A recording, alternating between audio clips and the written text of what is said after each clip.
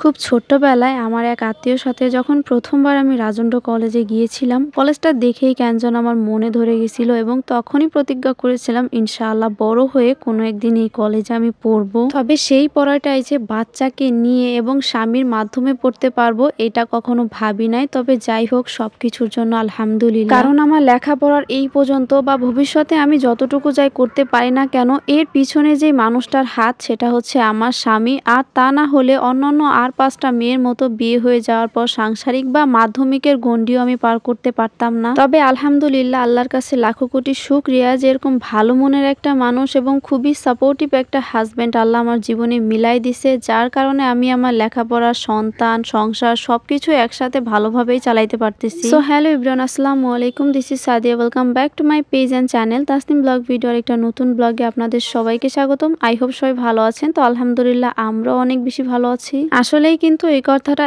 একদম সত্য যে ছেলেদের ভালোবাসা খুবই ভয়ঙ্কর এবং নিখুঁত হয়ে থাকে। যদি আপনি সেই ছেলেটার প্রিয় মানুষ হয়ে থাকেন তাহলে আপনার জন্য সেই ছেলেটা পুরো দুনিয়ার সাথে যুদ্ধ করতে রাজি হয়ে যাবে। তো আজকের এই দিনটা আমার জন্য খুবই স্পেশাল ছিল, কারণ এই দিনে আমি রাজন্ড কলেজে ভর্তি হয়েছিলাম ডিগ্রি শাখায় এবং আমার ব্যস্ততার কারণে এই ব্লগটা ছাড়তে একটু লেট হয়ে গেল। আর প্রত্যেকবার কলেজে ভর্তি হওয়ার সময় দেখি একই রকম সেম বিভিন্ন ধরনের প্যারা। যখন ইন্টার ফার্স্ট ইয়ারে আমি ভর্তি হই তখনও অনেক ঝামেলা ছিল কাগজপত্রে। এইবারও ঠিক সেম হয়েছে, আমি একদিনে ভর্তি হইতে পারি নাই, আমার 2 দিন সময় লেগে গেছে। আসলে কলেজে ভর্তি হইতে বিভিন্ন ধরনের কাগজ, ডকুমেন্টস, ফটোকপি ইত্যাদি ইত্যাদি লাগে। তো এত কিছুর ভিড়ে আমি সবকিছু আনলেও অ্যাডমিট ট্রান্সমিটার সার্টিফিকেটের মূল যে কপিটা সেটাই রেখে আসছিলাম, যে কারণে আমাকে সেকেন্ড দিন এসে জমা দিতে হয়েছে। এবং এখন যেটা দেখতেছেন স্ক্রিনে, এটা ছিল দ্বিতীয় দিন এবং দ্বিতীয় দিন আমার সাথে আমার মেয়েকে আনছিলাম। প্রথম দিন যদিও বা আনি না এবং যত ঝামেলা প্রথম দিনই সেরে রাখছিলাম। আর আমার সাথে আমার হাজবেন্ড থাকাতে আমার কাজগুলো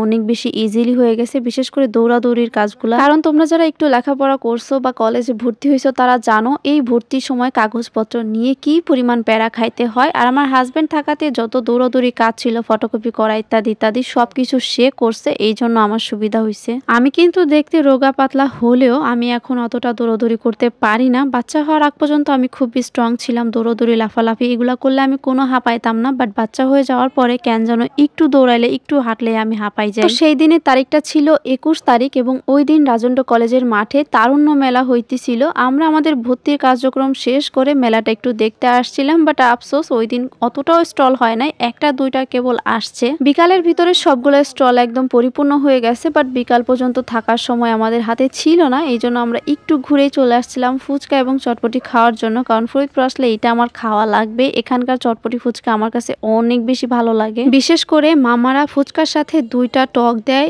এই 2টা টক আমার কাছে জাস্ট একদম অমায়িক লাগে। কি বলবো, আমার মেয়ের কাছেও ভালো লাগে, আমার মতোই হয়েছে চটপটি ফুচকা লাভার, সেও আমার সাথে খায়। বাট আফসোস আমরা এত সুন্দর ইয়ামি সব খাবার খাইতেছিলাম আর পাশে বসে আমার হাজবেন্ড সে চায়ে চায়ে দেখতেছিল। তার কারণ হচ্ছে তার গ্যাসে একটু সমস্যা, এই জন্য সে খাইতে পারতেছিল না, বাট তার মেয়েকে ঠিকই খাওয়াই দিতেছিল। এবং খাওয়ার সময় খেয়াল করলাম পিছনের ছবি তোলার জন্য খুবই সুন্দর একটা স্পেস আছে, তাই ভাবলাম একটা ছবি তুলে যাই। বাট খাওয়ার জন্য যেহেতু আমার টোটাল লিপ গ্লসটা উঠে গেছে তাই একটু লিপ গ্লস দিয়ে নিলাম এবং এখানে কয়েকটা পিকচার তুলছি। মাশাআল্লাহ পিকচারগুলো অনেক বেশি সুন্দর হয়েছে। আর সাথে আজকে আমরা মা মেয়ে কিন্তু একদম ম্যাচিং ম্যাচিং ড্রেস পরছি। কেউ কি খেয়াল করছেন, এই 2টা ড্রেসই কিন্তু আমি নিজের হাতে বানাইছি। কেমন হয়েছে সেটা কিন্তু অবশ্যই অবশ্যই অবশ্যই কমেন্ট করে জানাবেন। আপনাদের সাপোর্ট এবং উৎসাহ পেলে ভবিষ্যতে আরো সুন্দর সুন্দর ড্রেস বানাবো। সবাই আমাদের জন্য দোয়া করবেন। আজকের ভিডিওটা এই পর্যন্তই, সবাই ভালো থাকবেন। আল্লাহ হাফেজ।